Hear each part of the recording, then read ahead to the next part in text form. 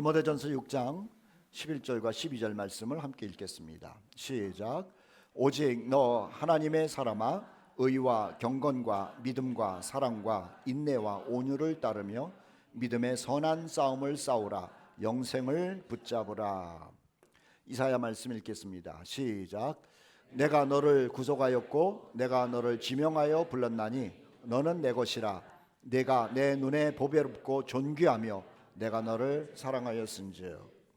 요한복음 14장 16절 17절 말씀 오늘 주제 말씀인데요, 같이 읽도록 하죠. 시작. 그가 또 다른 보혜사를 너희에게 주사 영원토록 너희와 함께 있게 하리니 그는 진리의 영이라. 세상은 능히 그를 받지 못하나니 이는 그를 보지도 못하고 알지도 못함이라.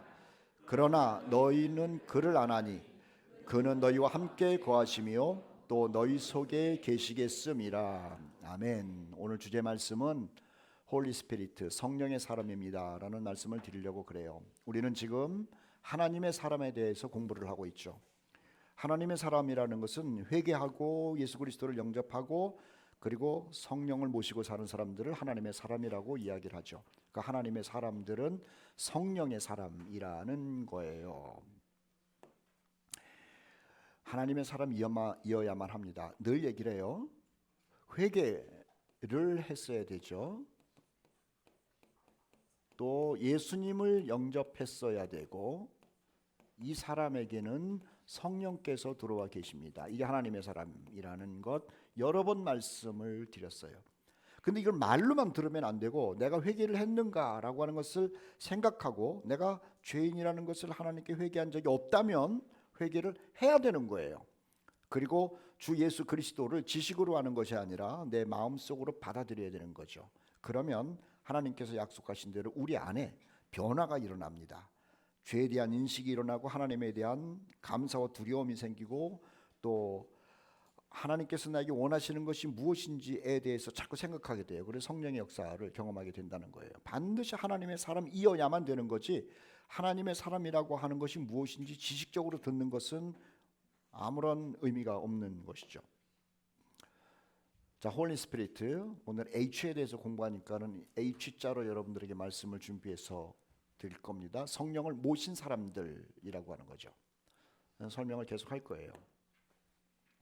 우리가 주제 말씀을 읽었는데 그가 또 다른 보혜사를 너희에게 라고 하는 것은 방금 말씀드린 것처럼 회개한 사람 그리고 예수님을 영접한 사람을 얘기를 해요. 아무에게나 보혜사 성령을 주는 것이 아니라 회개하고 예수님을 영접한 사람에게 예수께서 말씀하시기를 보혜사를 주신다고 그랬어요. 보혜사라는 말은 성령의 이름이에요. 성령의 이름. 저는 사람이죠. 사람인데 제 이름은 조관호예요. 성령은 하나님이신데 하나님이신 성령의 이름이 보혜사라는 거예요. 이 보혜사가 회개하고 예수님을 영접한 사람에게로 오는데 그 사람과 함께 계시겠다고 말씀하셨고요. 그러면 성령은 어떤 분이냐? 진리의 영이라는 거예요. 참, 깨끗함, 순수함, 완벽함을 얘기를 하죠. 자, 그 다음에 중요한 겁니다. 세상은 능히 그를 받지 못하였나니. 처음에 베들레헴으로 오신 예수님은, 아기 예수님은, 처음 오신 예수님은 세상 사람들이 다 받아들일 수 있는 분이에요. 그런데 성령은 아니에요. 세상은 성령을 받지 못하고 그를 보지도 못하고 그를 알지도 못하고, 그러나 예수 믿는 우리는 그를 알고 그와 함께 있고 우리 속에 계시겠다라고 말씀을 하신 거죠. 자, 이 성령은 말입니다. 예수님께서 아까 읽은 것처럼 약속을 한 분인데 이분이 오셨어요. 사도행전 2장 1절로 3절 4절 말씀에 언제 오셨느냐 하면은 오순절 날이 이름에 성령이 각 사람 위에, 이 각 사람이라는 게 굉장히 중요해요. 공동체 가운데 오신 것이 아니라 다시 예수 믿는 자에게로 오신 거예요.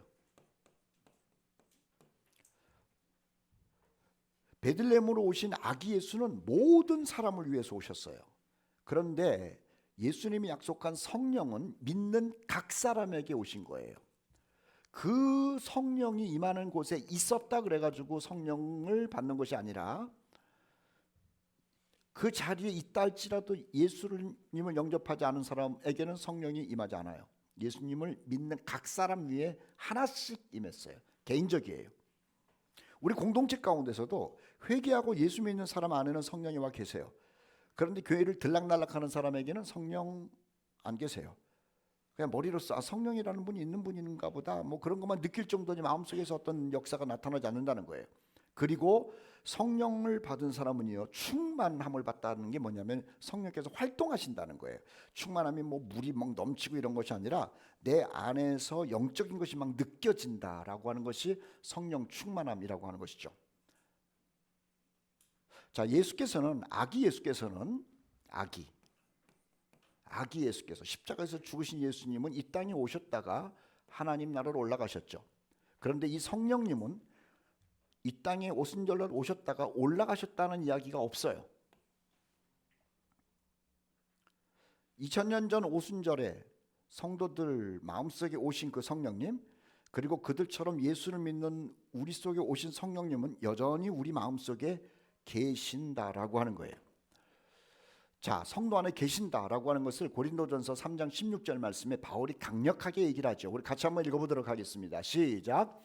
하나님의 성령이 너희 안에 계시는 것을 알지 못하느냐. 제가 몇 번 말씀드렸어요. 고린도 교회 사람들은 모두 신자였어요.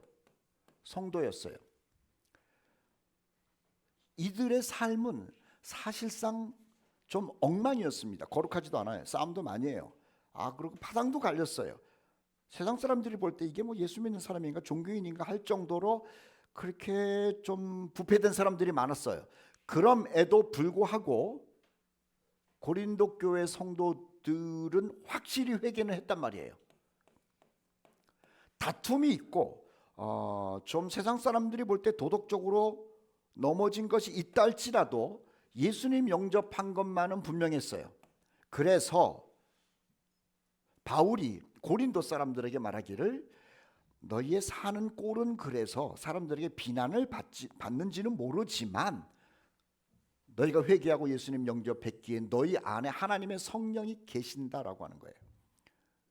회개를 하고 예수님을 영접했는데도 죄를 지어요. 넘어져요. 유혹에 쓰러져요. 그러니까는 회개하고 예수님을 영접했는데 죄를 짓고 넘어지니까는 내 안에는 성령이 안 계신가 보다라고 하는 스스로 자책감을 가져요.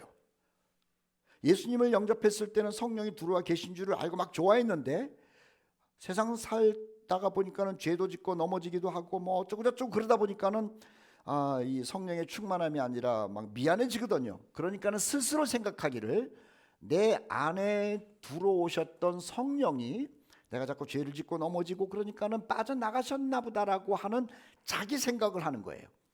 그래서 바울이 고린도 사람들에게 얘기를 하는 겁니다. 너희가 회개하고 예수를 믿고 있기 때문에 너희가 비록 그렇게 산다 할지라도 하나님의 성령이 너희 안에 여전히 계신다라고 하는 것을 알고 있어야 된다라고 하는 거예요.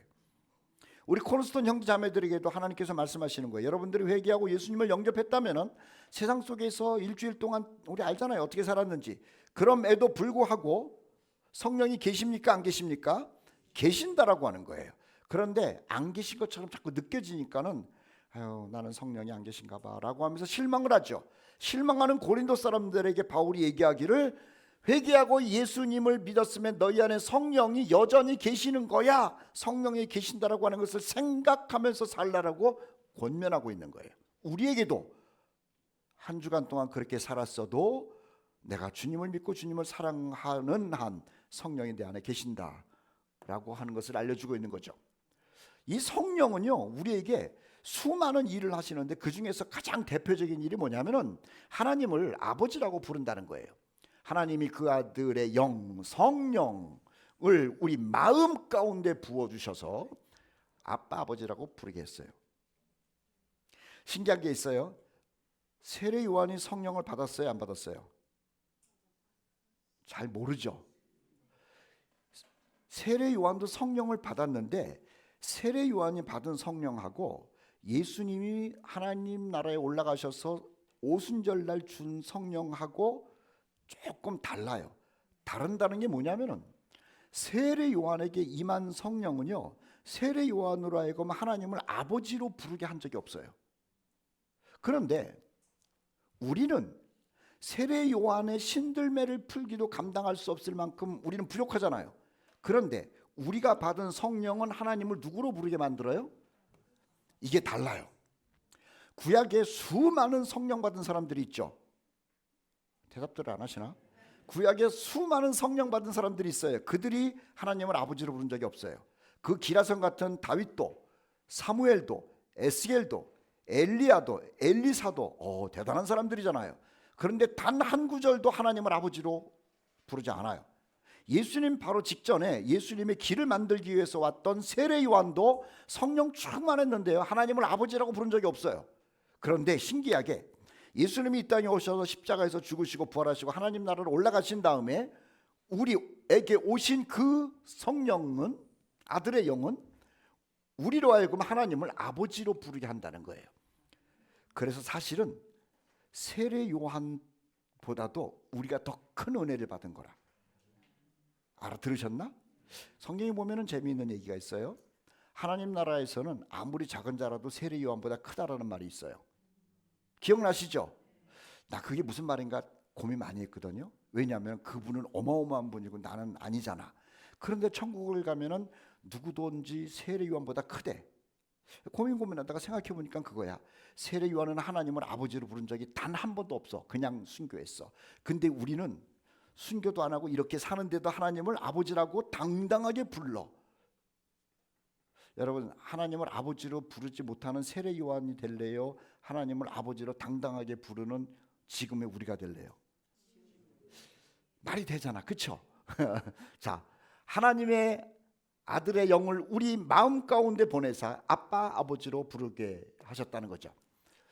갈라디아서 7장 18절과 19절 말씀에 보면은요, 인간이 겪는 그 고통을 바울이 이렇게 얘기를 해요. 자, 질문할게요. 여러분, 선하게 살고 싶죠? 됩니까? 안 됩니까? 안 돼요. 마음은 주의 영광을 위하여. 그런데 살다가 보니까는 주님의 영광을 나타내요, 가려요? 가려요. 바울도 똑같은 고민했어요. 내 속에 내 속 곧 육신의 선한 것이 거하지 아니하는 줄 아노니. 자, 요거 원함은 내게 있으나 선을 행하는 것은 없나니. 똑같아요. 우리도 하나님의 영광을 위해서 살고 싶고 주님만 사랑하면서 살고 싶은데 마음은, 그런데 원하는 바 그런 것은 하지 아니하고 도리어 원하지 아니하는 바 이상한 일만 행하는도다. 바울은 이것을 악이라고 얘기를 했어요. 그래서 너무 괴로워가지고 한숨 푹 쉬면서, 이거 바울만 고민한 게 아니라 저나 여러분이나 같이 고민하는 거니까, 그리고 한숨 쉬는 내용이니까 노란 거 같이 읽어보도록 합시다. 시작. 오라, 나는 곤고한 사람이로다. 이 사망의 몸에서 누가 나를 건져내랴. 제가 어저께 밤에도 이 기도했어요. 하나님, 나 곤고합니다. 마음은 주님께로 가 있는 것 같은데 행동은 아닙니다. 아이고, 그래서 이거 내가 기도하면서 이거 했다니까. 그럼 어저께 밤에 기도했으면 오늘 새벽에도 기도했을 거 아니에요. 오늘 새벽에도 했을까 안 했을까? 하나님, 나는 곤고한 사람입니다. 나도 내가 컨트롤을 못하겠습니다. 마음은 주님께로 가 있는데 내가 보는 것, 듣는 것, 행동하는 것, 마음속에서도 생각나는 것은요 아니에요. 정말 괴롭습니다. 제가 이것을 하루에도 12번도 더 생각한다니까. 나만 그러겠나? 여러분도 그럴 거예요. 그래서 갈등을 겪어요. 그런데 로마서 8장 1절 2절 말씀은요, 예수 그리스도 안에 있는 자에게는 결코 정죄함이 없나니 갈등을 해도 괜찮다 이거예요. 갈등을 하지만 우리는 거기서 해방된 사람이라고 하는 거예요. 이것을 성령께서 가르쳐 주는 거예요. 여러분, 갈등 있어요, 없어요? 있어요. 계속 갈등할 겁니다. 그리고 가슴을 칠 겁니다. 그렇지만 성령께서는요, 하나님의 말씀을 생각하게 하면서 갈등은 있을지라도 우리는 자유한 거예요. 이것이 성령께서 우리에게 알려주시는 말씀이라는 거죠. 성령은요, 죄로부터 자유함됨을 알게 하세요. 알게 하세요. 생각나게 하시는 분이죠. 그리고 또 하나, 사도행전 1장 8절 말씀에 보면은 주님에 대해서 이야기하는 사람으로 만들어요. 증인. 성령이 너희에게 임하시면 너희가 권능을 받고 예루살렘과 온 유다와 사마리아와 땅 끝까지 이르러 내 증인이 되리라 하시니라. 돼야 된다라는 게 아니에요. 돼야 된다라는 게 아니라 이것은 저절로예요. 저절로 예수님에 대해서 이야기하고는 사람이 된다는 거예요. 자, 나는 성령을 받았다고 그러는 것까지는 괜찮은데 여러분이 바깥에 나가서 증인이 됩니까? 안 됩니까? 아니에요. 안 되는 게 아니라 증인이 되는데 행동이 없는 거예요. 누군가가 여러분에게 여러분이 스스로 예수님이 하나님의 아들이고 예수님이 나 때문에 죽었고 예수님이 3일 만에 부활했고 예수님이 구름 타고 올라가셨다가 다시 오실 것이다 라고 하는 것을 물어보면, 예수님이 누구냐고 물어보면 여러분 그렇게 얘기할 수 있어요, 없어요? 있어요. 안 물어보니까는 그냥 가만히 있는 거예요. 이해가 되셨나? 누군가가 예수님이 누구냐라고 얘기를 하면은 여러분들과 저는요 당당하게 얘기할 수 있어요. 인간의 죄 때문에 죽으시고 3일 만에 부활하시고 하나님 나라로 올라가셨다가 조금 있다가 재림하셔가지고 나를 데리고 가실 것이다, 이 얘기하죠. 우리는요 거기에 대해서 알고 있는 사람, 참 증인이라고 하는 거예요. 이미 증인이 된 거예요. 어떤 사람은 적극적으로 가가지고 내가 증거를 예수님에 대해서 얘기하는 증인으로서 사는 사람이 있고, 어떤 사람은 우리처럼 말을 안 하고 가만히 있지만은 누가 물어보면 증인의 역할을 하는 사람이 되어 있다는 거예요. 이해가 되세요? 이 말을 제가 잘 몰랐을 때는 얼마나 열등감을 가졌는지 몰라요. 내가 성령을 받지 않았나? 왜냐하면 나는 저 아프리카로 가가지고 인도네시아로 가가지고 증인의 삶을 살지 않으니까는 나는 성령을 받았다고 스스로 착각하는 게 아닌가라는 생각을 할 때가 있었어요. 이때마다 그냥 주눅이 드는 거예요. 그런데 아니에요. 누군가가 나에게 예수님에 대해서 물어보면 나는 이미 증인된 자료들을 갖고 있는 사람이야. 그래서 증인이 되리라 라고 하는 것은 여러분들과 내가 예수님을 영접한 사람이고 성령을 모신 사람이라면요 예수님에 대해서 충분히 얘기할 수 있는 사람이 이미 되었다라고 하는 거예요. 이해가 되죠? 그러니까 이 말씀을 읽을 때마다 내가 성령을 받았으면 선교사로 나가야 되나 그런 고민 안 하셔도 돼. 누군가가 나를 법정으로만 부른다면 그 법정에 서서 선서하고 증인으로서 증거를 댈 수 있는 사람이라. 누군가가 나를 불러가지고 예수님에 대해서 물어본다면 나는 내가 만난 예수님에 대해서 증거를 할 수 있는 이미 증인이 되었다라고 하는 거예요. 자유롭죠? 그래서 여러분들은 누가 물어보면은 내가 예수님에 대해서 증거를 댈게라고 말하는 사람이 된 것을 알고, 선교사는 못 간 것에 대해서 가지도 않을 거지만 알면서도 그것에 대해서 죄책감을 갖고 그러지 마시라고. 할머니가 물어봐도, 자녀들이 물어봐도, 친구가 물어봐도 이미 나는 증인으로서의 자격이 있어요. 그래서 예수 증인이 되게 하신다라는 말이에요. 누가? 성령이 우리 안에 들어오셔서 말입니다. 자, 두 번째 H는 홀리니스입니다. 자, 성령은요 방금 말씀드린 것처럼 믿는 사람 안에 들어오셔가지고 이런저런 일을 하세요. 그런데 그 성령의 사람의 특징은 뭐냐면은 홀리니스, 거룩이에요. 성령은 잘 안 보여도 자, 이 거룩한 거예요. 거룩한 영이에요. 그래서 내 안에 성령이 들어오고 나면은요 거룩을 추구하게끔 되어 있어요. 도덕적으로 내가 이렇게 살면 안 되는데, 내가 거룩하게 살아야 되는데 라고 하는 거룩한 부담이 생겨요. 성령이 들어오고 나면 거룩에 대한 부담이 생겨요. 그래서 시도 때도 없이 나 이렇게 살면 안 되는데, 나 거룩하게 살아야 되는데 라고 하는 생각에 지배를 받아요. 성령 받은 사람은 모두 그렇게 되어 있는 거예요. 자, 성령께서 거하시는 몸이라고 그랬잖아요. 고린도전서 6장 19절 말씀에 이렇게 있습니다. 너희 몸은, 이 몸이라고 하는 것은요 우리 어떤 이 몸덩어리 얘기를 하는 것이 아니라 인격 전체를 얘기를 하는 거예요. 너희가 하나님께로부터 받은 바 너희 가운데 계신 성령의 전, 우리를 성전이라고, 거룩한 집이라는 거예요. 우리의 인격이 알고 있으라는 거예요. 이건 하나님의 아들 예수 그리스도를 영접한 사람에게는 거룩한 영이 들어오셔서 지금 살고 있기 때문에 하는 얘기죠. 자, 우리는 성령께서 거하시는 인격체예요. 몸이에요. 몸. 거룩한 영이 거하시는 몸. 그러니 하나님께서는 당신의 집, 거룩한 집을 거룩하게 하시겠죠. 창세전에 그리스도 예수 안에서 우리를 택하사 우리로 사랑 안에서 그 앞에 거룩하고 흠이 없게 하시는 것이 하나님의 목적이에요. 데살로니가전서 4장 3절에 하나님의 뜻, 하나님의 목적은 이것이니 너희의 거룩함이에요. 저는 여러분들에게 강조를 해요. 성경을 통해서 하나님이 우리를 향한 목적이 뭐라고요? 거룩함이에요. 사람들은 하나님은 우리를 향해서 거룩함을 목적이라고 알려주는데 우리는 능력을 자꾸만 목표로 하고 있어요. 예수 믿는 사람들이 아주 착각하는 거예요. 하나님은 우리를 향해서 너 거룩하라. 조금 이따 읽겠습니다만 내가 거룩한 것처럼 너희도 거룩하라 이렇게 말씀하시는데 언제부터인가 예수를 이상하게 믿는 건지 뭐 잘못 배웠는지는 모르겠는데 하나님 나에게 거룩하게 없어서 이 기도가 아니라 하나님 나에게 능력을 주옵소서 이 기도를 한다니까? 아니에요. 하나님은 우리에게 능력을 추구하라고 그러질 않으시고 거룩을 추구하라고 하셨다는 거예요. 그리고 성령께서는 우리 안에 들어오셔가지고 거룩해라, 하나님처럼 거룩해라 자꾸만 이렇게 부담을 주시지.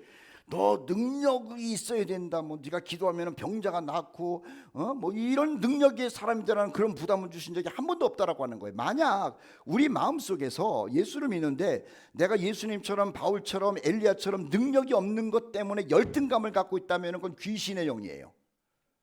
하나님의 영, 거룩한 영은요, 성령은 우리 안에 들어오셔가지고 경건에 대해서 부담을 주시지 능력에 대해서는 부담을 안 준다라고 하는 거예요. 여러분들이 저처럼 이렇게 설교를 하고 또 성경 공부를 가리키는 능력이 없는 것 때문에 열등감 가지신 분이 있으셔? 어? 집에서 늘 그래요? 나는 왜 목사님처럼 설교도 못하고 성경 공부도 이렇게 못 가르치고 그런 열등감이 있어요? 알고 싶은 건 있지만 그런 건 있잖아. 근데 공이 똑같은 부담이 뭐냐면은 나는 왜 이렇게 거룩하지 못할까? 그거는 그대도 그렇고 그대 와이프도 그렇고 그대 아들도 그렇고 3대 4대 똑같은 부담이 있어요. 무슨 부담이에요? 거룩에 대한 부담. 이건 누가 주는 거예요? 성령님이 주는 거예요. 거룩은 하나님의 목적이라고 하는 거죠. 자, 베드로후서 1장 4절 말씀에 보배롭고 지극히 큰 약속을 우리에게 주사 이 약속으로 말미암아 너희가 정욕 때문에 세상에서 썩어질 것을 피하여, 이건 굉장히 중요한 얘기예요. 신성한 성품, 신성한, 이건 신적 성품을 얘기를 하잖아요. 신, 하나님의 성품에 참여하는 자래.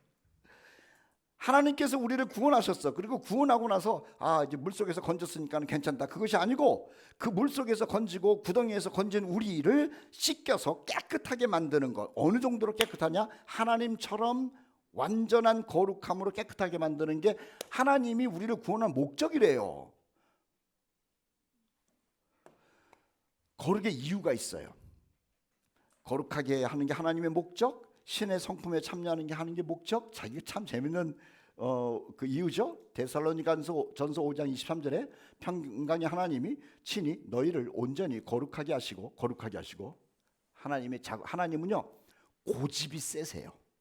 하나님은 자기가 마음 먹으면 해요. 하나님이 우리를 거룩하게 하시려고 마음을 먹었으면 하나님은 우리를 거룩으로 만들어 가요. 거기에 순복하면 쉽고, 하나님은 나를 거룩하게 만들려고 그러는데 계속 버팅기면 하나님이 포기하는 게 아니라 그때부터 두들겨 패서라도 하나님이 목적한 거룩으로 우리를 끌고 가요. 알아서 하시라고. 온전히 거룩하게 하시고 또 너희의 영과 혼과 몸이 주 예수 그리스도께서 강림하실 때에 흠없게 보존되기를 원한다. 하나님께서 우리를 거룩으로 인도하시고 거룩에 부담을 주시고 거룩하라고 하시는 이유가 뭐냐? 자, 성령께서 우리 안에 들어오셔서 그렇게 하시는 이유가 뭐냐면은 우리 주님 오실 때 공중으로 들림받을 것 알고 있죠? 그런데 올라가요, 못 올라가요? 이 모양으로 올라가고 싶어요? 깨끗하게 올라가고 싶어요? 자, 우리는 어떤 모습으로 살든지 믿음 가운데 있으면 올라가요. 맞죠? 그런데 올라가는데 깨끗하게 올라가서 주님을 만나고 싶지, 지저분한 모습으로 만나고 싶지는 않을 거예요. 자, 그리스도께서 오실 때 흠 없게 만나도록 하기 위하여 영과 혼과 몸을 거룩하라고 말씀하시는 거예요. 다시요. 주님께서 공중에 재림하실 때 우리의 윤리적인 것, 도덕적인 것, 또 우리의 죄가 있느니 없느니, 뭐 착하니 덜 착하니 이런 문제를 가지고 올라가서 주님을 만나는 건 아니에요. 자, 뭘로 만난다고요?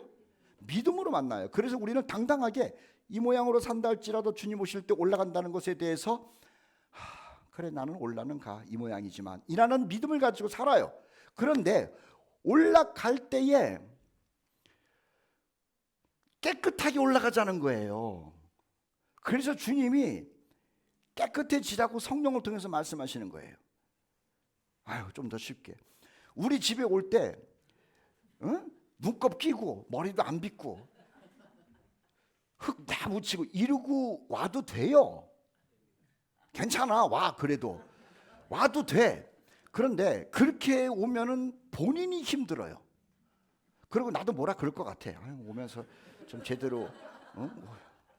주님도 마찬가지예요. 우리가 주님을 만나러 가는 거 갈 수 있어요. 아무 문제 안 돼요. 근데 본인이 힘들어. 그리고 주님도 만날 때에 좀 씻고 오지. 아유, 어떻게 이렇게 2달 동안 목욕도 안 하고 나를 만나러 왔느냐? 그럴 실수도 있지 않겠나. 자, 그거는 뭐 다른 예입니다만은 거룩의 이유가 뭐냐? 주님께서 강림하시는 것 우리 성도들이 알고 있는데 그 주님을 만날 때 흠 없는 모습으로 만나도록 하기 위하여 영과 혼과 육 거룩해야 되지 않겠느냐라고 말씀하시고 권면하시고 거룩하던 삶을 살도록 부담도 주시는 일을 성령께서 하신다는 거예요. 어떻게? 거룩의 부담, 그렇게 준다라고 하는 거죠. 자, 거룩에는요 3가지의 거룩이 있어요. 하나는 영적인 거룩함이 있고, 또 하나는 육이 아니라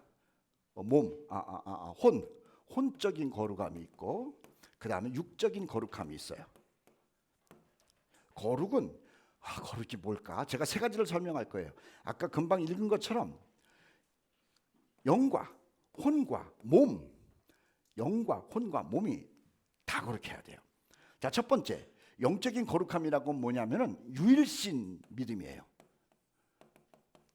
창세기 20장 3절 말씀은 첫 번째 계명이죠. 10계명 가운데 같이 한번 읽어보도록 하죠. 시작.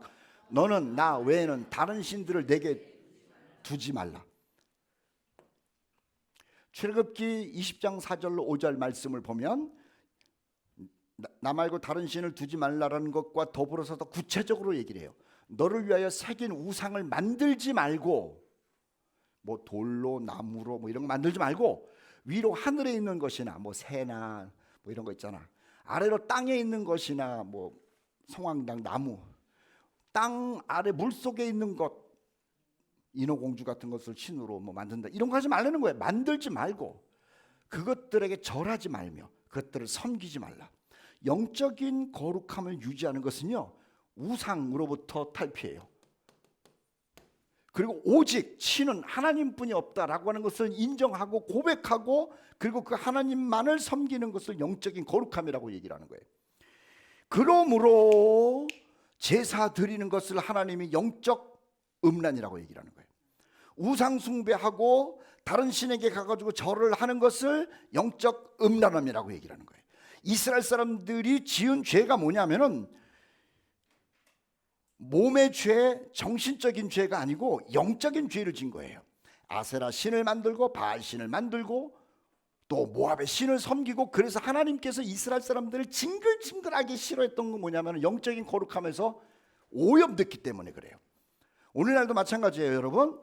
하나님만을 섬기는 사람이 되어야 되는 거지, 하나님도 좋은데 하나님은 큰 신이고 나머지 작은 신들도 있으니까 그것을 섬긴다 그래가지고 뭐 그냥 어디 뭐 다른 신들 섬기는 사람 여기 있지도 않겠지만 그러지 마시라고 그러는 거 아니에요.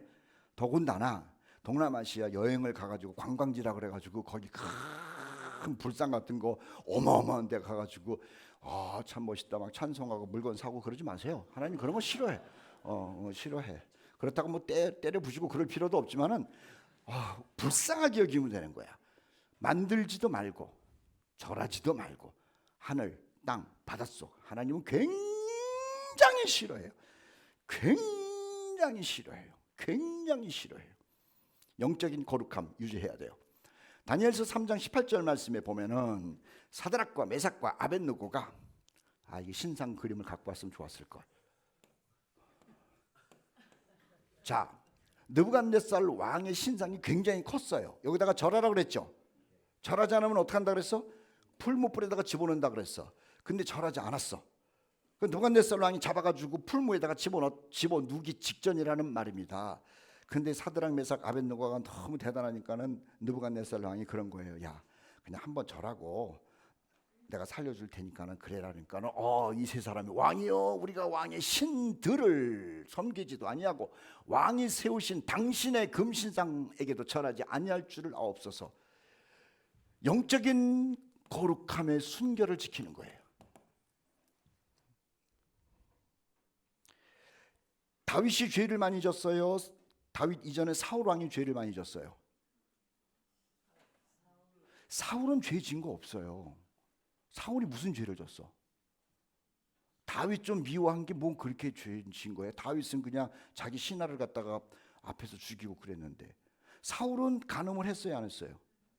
없어요. 다윗은 했어요, 안 했어요?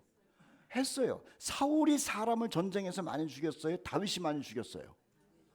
그래요. 누가 더 나쁜 놈이에요? 다윗이 내 천국 가서 이 양반 만나가지고 무슨 얘기를 해야 되는지 모르겠는데 하여튼 당신이 많은 죄를 졌다고. 그런데 다윗과 사울의 차이점이 뭔지 아세요? 사울은요 신접한 사람을 찾아갔어요.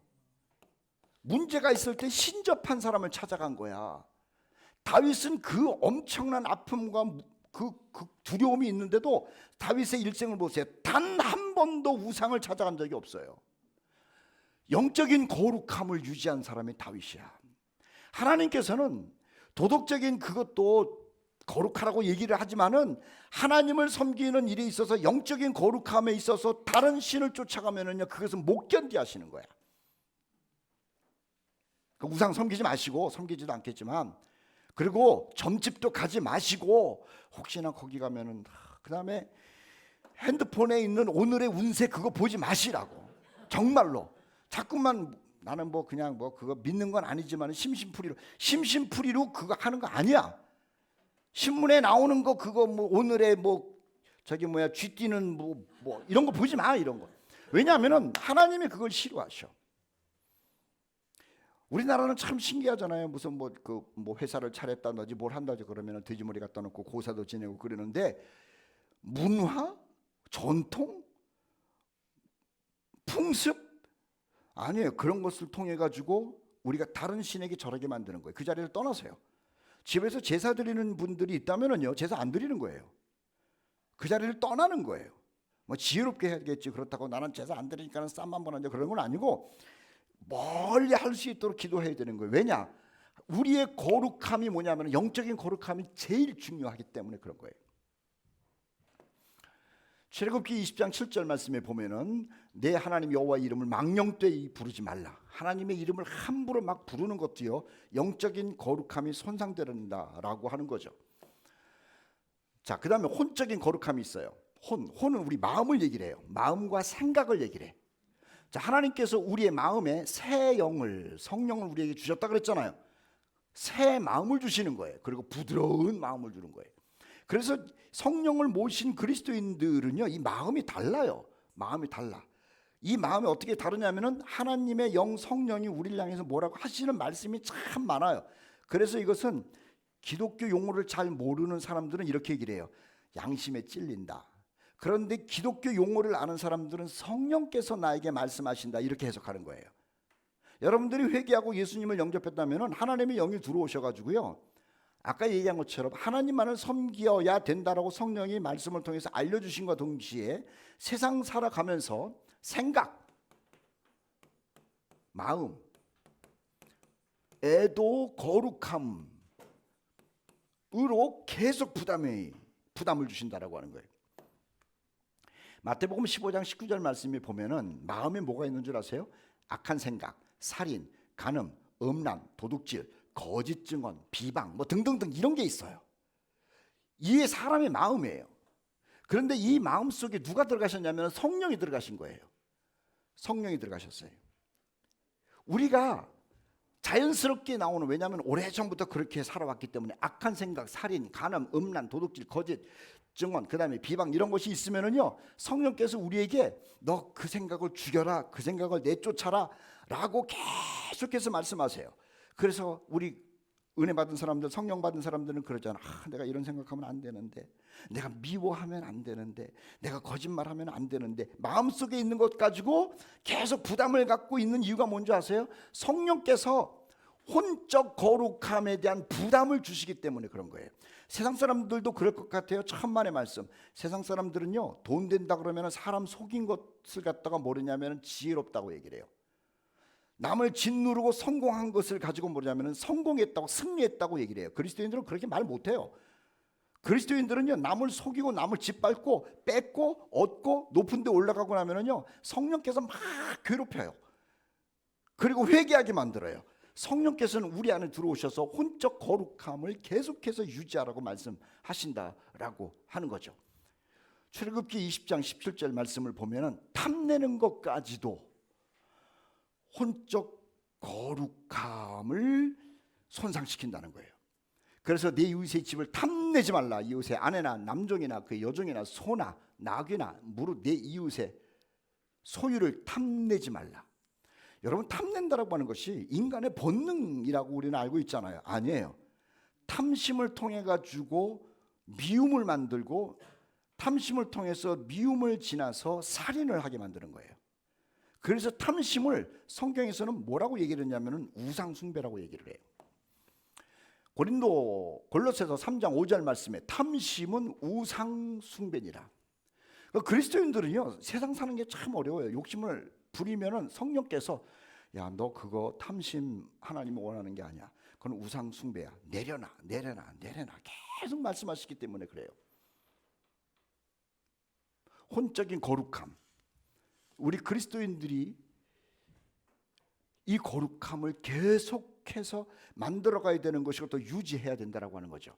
조금 더 구체적으로 혼적인 거룩함을 위하여 요한일서 2장 15절 16절은 이렇게 얘기를 해요. 육신의 정욕, 안목의 정욕, 이생의 자랑 물리치라는 거예요. 자, 영적인 거룩함을 위해서는 오직 하나님만을 섬기라고 말씀하시고요, 혼적인 거룩함을 위해서는요, 탐심을 비롯한 마음속에 있는 것 거부하라고 얘기를 하시고, 세상 살아가면서 이런 것들이 필요한 것 같은데 이런 것 없으면 어떻게 살아요? 그런데 성경은 뭐냐면은 육신의 정욕, 안목의 정욕, 이생의 자랑은 세상으로부터 온 거니까는 거기에 마음 두지 말라는 거예요. 이걸 조금 더 주님의 말씀으로 믿음으로 여러분들을 권면한다면은 하나님께서 필요한 건 채워주신다는 거예요. 혼적인 거룩함을 유지하면 어떻게 사느냐? 하나님이 그때 개입하는 거예요. 자, 로마서 7장 22절 24절 말씀 보면 아까 읽은 말씀과 비슷한 말씀이에요. 괴롭다 이겁니다. 괴로워요. 마음이 괴로워요. 이 마음이 괴로운 것은 성령께서 혼적인 거룩함을 유지하라고 하는 명령이고, 혼적인 거룩함을 추구하라고 하시는 거룩한 부담이에요. 바울도 괴로웠어요. 나는 선한 것을 하고 싶은데 내 마음속에서 나도 모르게 끌어오르는 마음적인 요소가 있다 이겁니다. 육신의 것들, 탐심의 것들, 또 더러운 음란의 것들, 또 남보다도 성공하고 싶은 것들, 남을 미워하는 것들 끌어오른다라고 하는 거예요. 괴롭다라고 하는 거예요. 왜 그러면 성령께서 괴로움을 주시느냐? 혼적인 거룩함으로 너의 생각을 바꾸고 태도를 바꾸도록 계속해서 거룩한 압력을 누시는 일이다라고 하는 거예요. 우리는 늘 이 말씀을 묵상해야 돼요. 자, 우리는 하나님의 사람이잖아요. 그리스도 예수의 사람, 그리스도 예수의 사람이죠. 대답해 주세요. 자, 그러면 어떤 사람이냐? 우리는 정욕과 탐심을 십자가에 못 박은 사람이래요. 이거 없이 어떻게 살아요? 그런데 따라가서 나 죽었다. 진짜예요. 십자가에서 내가 죽었다라고 생각하면 돼요. 에휴, 인생 이번 인생은 나는 끝났다 이러고 사셔. 이번 인생은 끝났고 주님이 약속한 다음 인생에서 나는 빛볼 사람이다. 그래서 바울이 그리스도 예수 안에 있는 사람들은 육체와 함께 이 세상에서의 삶을 다 끝내버렸다라고 알려주고 있는 거예요. 여기서 잘 될 생각하지 마십시오. 여기서 잘 되는 것을 꿈꾸면은요, 주님 오시는 것에 대해서 관심 없습니다. 우리는 여기서 죽은 사람이에요. 그러니 빨리 그분이 오셔야 하는 이유를 갖고 있는 사람이에요. 여기서 그냥 대충 열심히 사세요.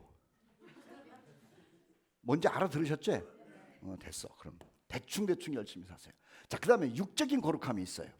사람들은요, 신기한 게 영적인 거룩함에 대해서는 별로 그렇게 막 심각하게 생각 안 해요.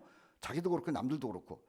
또 정신적인 거룩함에 대해서도 다른 사람들한테 들키지만 않으면 그냥 심각하게 생각하지 않아요. 그런데 이 육적인 거룩함에 대해서는 굉장히 민감해요. 굉장히 민감해요. 그런데 정말 중요한 것은 영적인 거룩함이고요. 그 다음에는 혼적 거룩함이고요. 육적인 거룩함은 그 다음이에요. 그렇다고 뭐 육적인 거룩함은 깨트려도 된다 그런 건 아니에요. 다 중요해요. 출애굽기 20장 13절로 14절은 십계명의 내용들인데, 육체적인 거룩함, 살인, 이건 미움에서 시작돼 가지고 살인으로 가는 행위예요. 간음도 마찬가지예요. 도둑질도 마찬가지예요. 이거 탐심이죠. 이웃에 대하여 거짓말하는 것도요. 살인 손으로 하죠. 간음 몸으로 하죠. 도둑질 남의 거 뺏는 거죠. 거짓말 입으로 하는 거죠. 자, 피지컬. 이 모든 더러움에서 우리는 거룩함으로 가야 되는 거예요. 다니엘서 1장 8절 말씀에 보면은 다니엘이 결심한 게 있습니다. 이거 결심 대단해요. 다 같이 읽어봐요. 시작. 다니엘은 뜻을 정하여 왕의 음식과 그가 마시는 포도주로 자기를 더럽히지 아니하리라 하고 포도주를 안 먹겠다라고 마음 먹은 거예요. 포도주를 입으로 들어가는 순간 내 몸이 더러워진다는 거야. 포도주가 내 몸으로 들어가서 입으로 들어가서 이게 혈관을 타고 알코올이 들어가고 나면은 정신도 희미해지니까는 더러워진다 이거야. 그래서 뜻을 정한 거야. 뜻을. 포도주 안 먹는다는 거야. 왕의 음식이 뭐냐면은 돼지고기도 있고 닭고기도 있고 등등 아주 좋은 거야. 최고 건데 우상 앞에 드려진 거야. 옛날에는요, 왕들이 먹는 음식이 부엌에서 만들어가지고 바로 온 것이 아니라 부엌에서 만들어가지고 신에게 드려졌다가 왕이 먹어요. 제일 좋은 거. 그러니까는 왕이 먹는 음식을 먹으면은 우상에게 드려졌던 음식을 먹는다라고 하는 생각으로 나는 영도 혼도 몸도 더럽혀지지 않겠다라고 하는 결심을 한 거예요. 결심.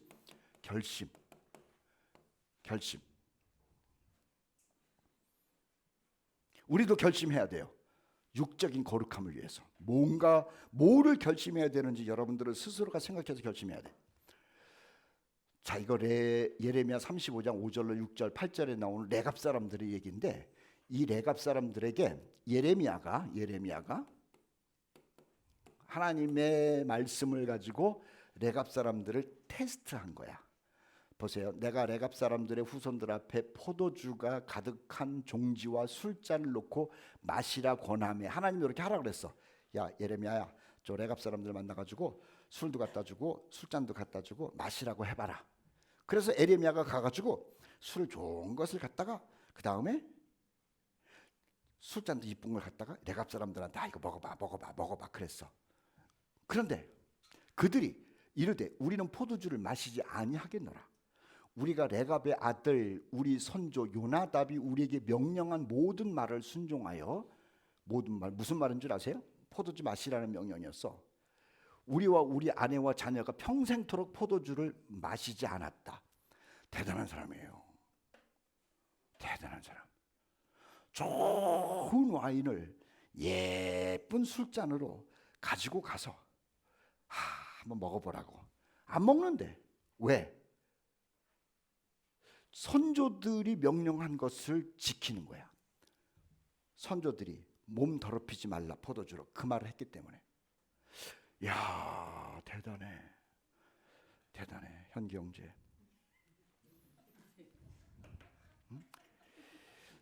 200년 된 포도주를 200만 원짜리 다 갖다가 주고, 그리고 잔을 이쁜 걸 갖다 주고, 딱 한 잔만 마시자 우리. 어떡할 거예요? 주님의 말씀을 따라서 순종하며 마시지 않겠습니다. 근데 갖다 줄 사람도 없어. 갖다 줄 사람. 얼마 전에 어디 식당을 갔는데요. 그 좀 고급 식당이야. 근데 식당을 갔는데 거기서 들어가니까 뭐라 그러냐면은 오늘은 서비스인데요. 포도주가 풀입니다. 그래. 포도주가 음식을 먹으면서 아무리 먹어도 공짜래. 근데 포도주 비싸잖아. 먹고 싶더라고. 그래서 내가 살폈지. 우리 교인이 있나 없나. 제가 비행기를 이제 그 미국에 있을 때 이제 많이 탔잖아. 한국 왔다 갔다 그러고 뭐 다른 데도 왔다 갔다 그러고. 요즘은 비행기 그냥 제주도 가는 것도 힘든데 뭐 할 수 없어. 근데 한번 내가 비즈니스를 타봤어. 비즈니스 타보셨어? 비싸요. 안 타봤지? 타지 마. 비싸. 근데 비즈니스를 타면은요 서비스가 달라. 와인부터 나와. 예쁜 스튜디오스가 다 와가지고 고객님 어떤 와인을 드시겠습니까? 그러면은 살펴봐야 돼. 우리 교인이 있나 없나. 어떤 목사님이 그 간증을 하더라고요. 자기가 비즈니스를 타고 어디를 갔는데 그 와인을 이렇게 주더래. 그런데 우리는 안 마신다고 그러고 거부를 했다는 거야. 근데 교회를 왔는데 어떤 분이 찾아와가지고 큰 교회 목사님이거든. 목사님을 찾아왔대. 자기 모르는 사람인데 어떻게 오셨어요? 그러니까 목사님, 목사님은 저를 모르지만은 제가 이 교회 오랫동안 다닌 아무개입니다. 어떤 집사입니다. 근데 어떻게 오셨어요? 그러니까 제가 목사님 존경합니다. 그러더래. 평소에도 존경인데 왜 존경을 했어? 그 비즈니스 옆에 자기가 앉아 있었대. 근데 우리 담임 목사님이 있더래. 근데 와인이 오더래. 그래서 그걸 살폈대는 거야. 그 만약에 마셨으면 어떻게 될까? 그 양반이 가슴이 덜컥 내려앉더라는 거예요. 근데 하는 얘기가 뭐냐면 자기가 사실은 마시고 싶었대. 그런데 참았대. 옆에 집사가 있었을 줄 누가 알아. 야, 무서운 세상이에요. 자, 영적인 거룩함 유지해야 되는 것이고 혼적인 거룩함도 유지해야 되는 건데 우리 육체적인 거룩함도 유지를 해야 되는 거예요. 그래서 우리는요 영혼 육의 거룩함을 위한 기도를 늘 해야 돼. 같이 한번 시편 51편 10절 11절 기도하는 마음으로 읽어보도록 하죠. 시작. 하나님이여 내 속에 정한 마음을 창조하시고 내 안에 정직한 영을 새롭게 하소서. 나를 주 앞에서 쫓아내지 마시며 주의 성령을 내게서 거두지 마소서. 하나님 나의 영, 혼, 육을 거룩할 수 있도록 도와주십시오. 우리가요 이 세상을 살아가는데 이게 어떻게 가능하겠냐고. 그래도 영적인 거룩함은 어떻게 하나님만 섬기면서 좀 할 것 같아. 근데 마음의 거룩함은 유지하기가 참 어려워. 길 가다가도 누워있다가도 눈을 떴을 때도 뭐가 들려오는 것도 내 안에 있는 것들의 욕심과 더러움과 얼마나 많이 내 혼을 갖다가 더럽히는지 몰라. 하나님 아버지 주님이 돕지 않으면 이 혼적인 거룩함 유지할 수 없어요. 기도하고 도와달라고 그래야 될 거 아니야. 몸의 거룩함도 마찬가지예요. 이 몸의 거룩함이라는 것은 물질을 비롯해가지고 세상 사람들과 만나는 언어, 보는 거 다 되는 거거든. 하나님 이 세상에서 내가 거룩할 수 있는 방법이 없습니다. 도와주십시오. 성령 하나님이여 도와주십시오. 그래야 된다는 거예요. 우리는요 호수에 가면은 오리들을 보잖아요. 그 오리들 물에 젖지 않아요. 물 속에 있는데 안 젖어요. 왠 줄 아세요? 오리는 이 깃털에서 기름이 계속 나온다는 거야. 그래서 나를 빠뜨리려고 하는 그 물을 밀어낸다는 거야. 그래서 오리는 수영을 잘하잖아. 오리가 빠져 죽는 건 없어. 그런 것도 있긴 할지 모르지만 오리는 안 빠져 죽어. 근데 병아리는 빠져 죽어. 왜냐하면 기름이 없으니까. 물을 이길 수 있는 능력이 없는 거야. 우리가 이 죄악된 세상 가운데 영과 혼과 육이 어떻게 거룩하겠어요? 능력으로 안 돼. 우리 능력으로. 세상이 워낙 더러워서 그래. 성령 하나님께서 나를 도와줘야만 영과 혼과 육이 거룩할 수 있는 거야. 그래서 이 기도를 드리는 거야. 우리 코너스톤에 있는 형제 자매 여러분, 나의 힘으로도 최선을 다해서 거룩을 유지하려고 노력하지만은 성령 하나님의 도우심으로 너끈히 거룩을 유지할 수 있는 우리 형제 자매들 되기를 축복합니다. 세 번째요, 호프. 자, 홀리 스피리트, 홀리니스, 그 다음에 호프. 우리 하나님의 사람은 어떤 사람이냐? 희망을 갖고 사는 사람들이에요. 희망. 자, 예레미야 29장 11절 말씀. 하나님께서 우리를 향한 생각, 너희를 향한 나의 생각, 하나님의 생각을 하나님이 아신대. 평안이요 재앙이다. 미래와 희망을 주는 것이다. 우리 예수 믿는 사람들은, 하나님의 사람들은 희망이 있어. 간단하게 얘기를 할게요. 베드로전서 1장 3절 말씀. 산소망이 있다 그랬죠. 산소망, 리빙 호프. 소망이 있어. 세상에 소망이 있는 사람은 지치지 않아요. 소망이 없는 사람은 힘들어요. 내일 나는 어떤 모습으로 살 것인지요. 시편 71편 14절. 소망 때문에 산다니까. 그래서 하나님께 찬양하는 것이 소망을 줘서 그래. 저 선이 성취될 소망이 있어.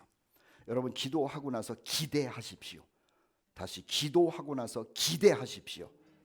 기도하고 나서 잊어먹는 사람은 절대로 응답이 없습니다. 기도하고 기대하는 거야. 주께서 뭐라고 말씀하셨냐면, 하늘에 계신 너희 아버지께서 구하는 자에게, 기도하는 자에게 좋은 것으로 준다라고 했으니 그 좋은 것에 대한 소망을 가지시라고.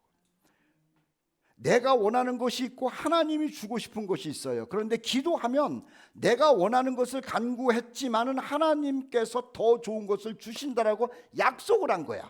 우리 코너스톤에 있는 모든 형제 여러분들, 첫째는 기도 열심히 하시고 기도 내용을 기억하시고 그 기도가 어떻게 응답되는지를 기대하시라고. 기대. 하나님의 응답이 없는 것이 아니라 여러분이 기도하고 나서 기대하지 않았기 때문에 응답을 모르는 거예요. 또 하나의 선이 성취될 소망은 합력하여 선을 이룬다라고 하는 소망이 있잖아요. 우리 그리스도인들에게 일어나는 모든 일들은 우연은 하나도 없어요. 우연은 하나도 없어. 나오미가 모압 땅으로 가가지고 남편이 죽고 두 아들이 죽은 것도 재수 없는 일인 것 같은데 하나님의 계획이 있었어. 모압으로 왔던 룻이 이삭을 주스러 밭으로 갔어. 밭으로 간 것이 자기 마음대로 간 것 같은데 마음대로가 아니야. 하나님의 섭리가 있었어. 거기 보아스라고 하는 사람이 나타난 것도 우연이 아니야. 하나님의 섭리가 있었어.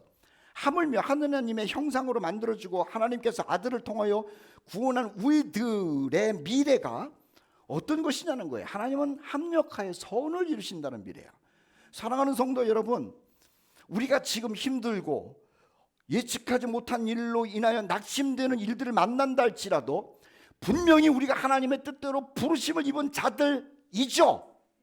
그러면은 합력하여 선을 이루시는 믿음을 놓지 않기를 축복합니다.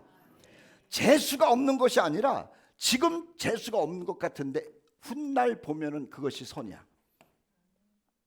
그리스도인들이 가는 길, 하나님의 백성들이 가는 길에 대로만 있고 아스팔트만 있고 평탄한 길만 있고 꽃길만 있는 게 아니에요. 그런 길도 있지만 가다가 보면은 가시밭길도 있어요. 가다가 보면은 개울도 있어요. 큰 돌도 있어요. 그런데 우리는 그 길 가는 것이 힘들지만 그것을 잘 밟고 가시라고. 그것이 없었으면은요, 우리는 엉뚱한 데 간다든지 아니면은 늦게 간다든지 그래. 근데 그것이 있기 때문에 이것이 지름길이 돼. 그것 때문에 하나님을 더 의지하게 돼. 그리스도인들에게는 디딤돌이 너무 많아. 아니, 그리스도인은 모든 가는 길이 하나님이 앞에 만들어 놓은 디딤돌이야. 우리 코너스톤에 있는 모든 형제 자매들, 하나님께서 선을 이루신다는 것을 알고 여러분 앞에 무엇이 있든지 이것이 거치는 돌이 아니라 하나님이 만들어 놓은 좋은 디딤돌이라는 것을 알고 그 소망을 가지고 사시기를 주의 이름으로 축복합니다. 지금은 눈물을 흘릴 수가 있는데 나중에 보면 그 눈물의 가치를 알게 돼요. 부활의 소망이 있죠. 세상에서 기도의 응답의 소망, 선을 이루시는 하나님의 소망, 죽어도 살아난다는 부활의 소망. 어이구, 이거 너무 멋있어. 또 하나, 이거 같은 얘기야. 너는 뭐냐? 들림받을 소망. 야, 어떤 할머니가 80이 넘으셨어. 80이 넘으셔가지고 이제 요양병원에서 기력이 없으셔가지고 세상 떠나를 많이 기다리고 있는 거야. 아유, 힘도 없고 그냥 이거 마스크도 하고. 자녀들이 갔어. 자녀들이 가가지고 어머니 힘드시죠? 응, 힘들어. 누가 물어본 거야. 어머니 두려우시죠? 엄마가 한 얘기가 뭔지 아세요? 아니, 궁금해. 나 그 얘기 듣고 가슴이 짜릿하더라고. 죽음의 문턱에 있는데 자녀들이 와가지고 죽음 앞에 있는 그 엄마가 얼마나 무서울까라는 생각을 한 거야. 그래서 위로한답시고, 엄마 두렵죠? 두려워. 그러면 내가 기도해 드릴게요. 뭐 하나님 의지하세요. 뭐 이렇게 준비를 다 했는데 어머니 두려우시죠? 그러니까 아니, 궁금해. 저와 여러분이 어떤 상황으로 하나님께서 부르실 날이 가까이 왔다 죽음 앞에 섰을 때 이 말을 지금부터 연습하시라고. 나 두려워. 어떻게 되지? 그게 아니라 궁금해. 근데 정말 궁금하잖아. 나의 숨이 끊어졌을 때 바로 일어날 일. 천사가 나를 데리고 갈까? 아니면 주님이 나를 데리고 갈까? 나는 그곳에 가가지고 누구를 만날까? 우리 하나님의 백성들은, 하나님의 사람들은요, 죽음 앞에서도 부활한다라고 하는 기대와 소망이 있을 뿐만 아니라, 그리고 죽음 다음에도 궁금해하는 놀라운 능력을 가지고 있는 거예요. 그리고 또 하나 뭐냐면 들림받을 소망. 이게 세상이 지금 이게 좀 말이 아니야. 지금 세상 내가 아무리 생각해도 곧 주님 오셔야만 하는 상황이 너무 많아. 저는 뭐 이란 문제도 그렇고 미국 문제도 그렇고 또 우리나라도 그렇고 뭐 아시아도 그렇고 기후도 그렇고 뭐 등등등. 그런데 다시 궁금해. 우리가 어떻게 들림받을까? 이거 생각해 보셨어요? 생각 좀 하시라고. 옷 입고 들림받을까? 옷을 벗고 들림받을까? 몇 초 안에 올라갈까? 아니면 천천히 올라갈까? 가다가 떨어지지는 않는 건지. 우리 성결이는 같이 올라갈까? 여러분, 그리스도인들은요, 이 들림받을 소망으로 사는 거예요. 세상은 무서운 일이 벌어져요. 끔찍한 일이 벌어져요. 예측을 못해요. 그런데 궁금해요. 이러한 일이 벌어진 다음에 나는, 우리 코너스톤의 형제들은 어떻게 들림받을까? 데살로니가전서 4장 17절, 우리 살아남아 있는 자들도 그들과 함께 구름 속으로 끌어올려고 간다는데, 대체 우리가 가는 그 구름 속이라는 것이 어딜까? 목성일까? 아니면 저기 안드로메다 은하의 어딘가? 궁금하잖아. 우리 그리스도인들은요, 이 궁금함을 소망이라고 그러는 거예요. 기가 막힌 소망이지. 그리고 주님과 함께 있을 소망이 있어요. 공중에서 주를 영접하게 하시리니 그리하여 우리가 항상 주와 함께 있으리라. 항상 주와 함께 있고 싶어요? 안 있고 싶어요? 진짜야. 진짜 있고 싶어. 바울이 그랬다고. 내가 세상을 떠나서 그리스도와 함께 있는 것이 훨씬 더 좋은 일인데 저분이 안 부르셔가지고 내가 여기 있다고. 그리스도와 함께 있는 그 소망이 있어요. 천년왕국 소망도 있어요. 이거 끝난 다음에는 악인의 심판, 이 세상에 얼마나 악한 것들이 많습니까? 적그리스도도 심판받고, 거짓 선지자도 심판받고, 마귀도 심판받고, 하나님을 거역한 사람들도 심판을 받고, 우리 그리스도인들을 주께서 땅 끝에서 불러 모아서 천년 동안 주님과 더불어 왕노릇하게 한다는 그 약속, 천년왕국의 약속과 심판의 약속, 우리 승리의 소망이죠. 그리고 마지막으로 소망이 뭐야? 새하늘과 새 땅, 영생의 소망. 처음 하늘과 처음 땅이 없어졌고 바다도 다시 있지 않더라. 내가 보매 거룩한 성 새 예루살렘이 하나님께로부터 하늘에서 내려와요. 나는 그의 하나님이 되고 그는 내 아들이 되리라. 여러분, 지금은 우리가 하나님을 추상적으로 섬기는 거예요. 그런데 천년왕국 지나고 악인들이 심판받은 다음에는 하나님을 추상적으로 섬기는 게 아니라 직접 보는 거예요. 이 소망이 저와 여러분들에게 주어진 소망이라고 하는 거라. 할렐루야. 상 받을 소망. 우리 같이 가서 상 좀 받읍시다. 찬송합시다. 나 주님의 기쁨 되기 원하네.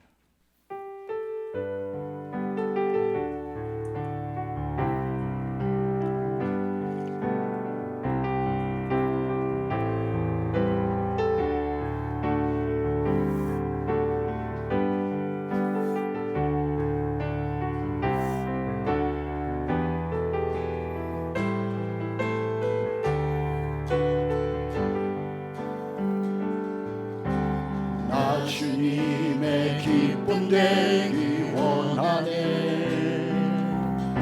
내 마음을 새롭게 하소서. 새 부대가 되게 하여 주사. 주님의 빛 비추게 하소서. 내가 원하는 주님의 기쁨이 되는 것. 내가 원하는 한 가지. 주님의 기쁨이, 나 주님의 기쁨 되기 원하네. 나 주님의 기쁨 되기 원하네. 내 마음을 새롭게 하소서. 새 부대가 되게 하여 주사. 주님의 빛 비추게 하소서. 내가 원하는 한 가지. 주님의 기쁨이 되는 것. 내가 원하는 한 가지. 주님의 기쁨이 되는 것. 겸손히 내 마음 드립니다. 나의 모든 것 받으소서. 나의 맘 깨끗게 씻어주사. 주의 길로 행하게 하소서. 내가 원하는 한 가지. 주님의 기쁨이 되는 것. 내가 원하는 한 가지. 주님의 기쁨이, 내가 원하는 한 가지. 내가 원하는 한 가지. 주님의 기쁨이 되는 것. 내가 원하는 한 가지. 주님의 기쁨이 되는 것. 주님의 기쁨이, 주님의 기쁨이 되는, 주님의 기쁨이 되는 것. 주님의 기쁨이 되는 것.